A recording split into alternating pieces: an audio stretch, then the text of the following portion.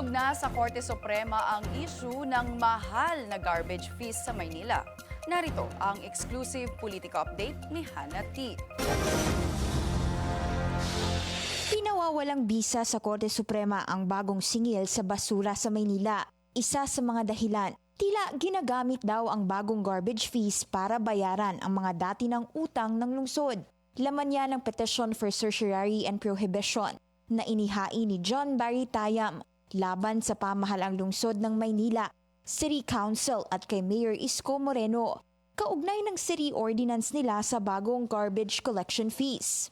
Tumaas daw ng hanggang 1,200% ang garbage fees ng mga negosyo sa Maynila, isang biglaan at mabigat na dagdag gastos na anyay walang sapat na paliwanag at konsultasyon. Una nang ibinalita ng BNC ang sumbong ng ilang mga negosyante sa lumobong garbage fees nila nitong Enero. Yan ay dahil sa Ordinance No. 9151 na layong amyendahan ng singil sa garbage collection.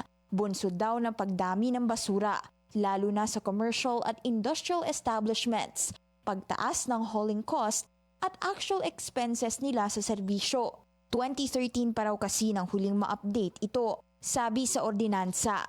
Dumami raw ang basurang na-generate ng commercial at industry sector sa Maynila, kaya pinropose ang taas singil sa nasabing sektor.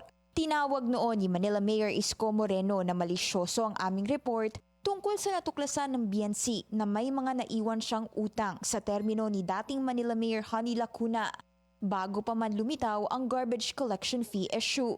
Pagdating sa garbage fee ordinance, sabi ng petitioner, labag ito sa local government code at dahil ang mga singil sa basura ay lagpas sa actual cost umano na pinoprovide ng lungsod, ito ay unjust, excessive, oppressive at confiscatory.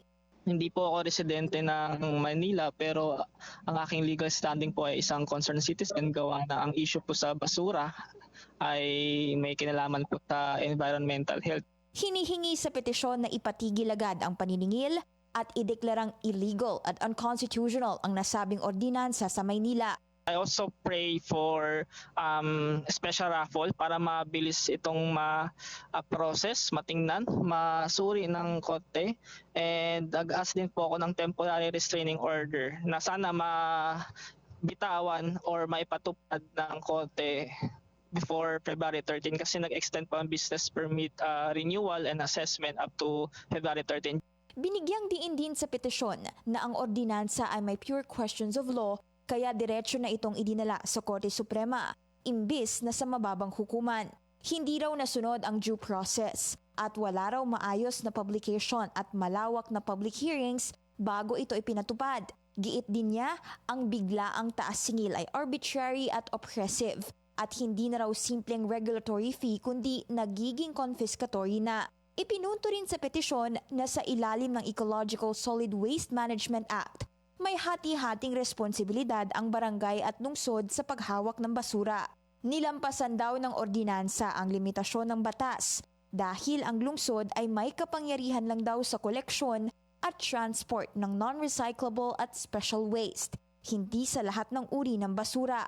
May una na rin kasing desisyon ng Korte Suprema kaugnay ng Quezon City garbage fees na pinawalang bisa dahil sa kawalan ng equal protection, kawalan ng tamang batayan ng singil at labis na pasanin sa mga nagbabayad. Sinusubukan ng BNC na makuha ang panig ng LGU ng Maynila tungkol sa petisyon pero wala pa itong sagot sa ngayon. Hannah T.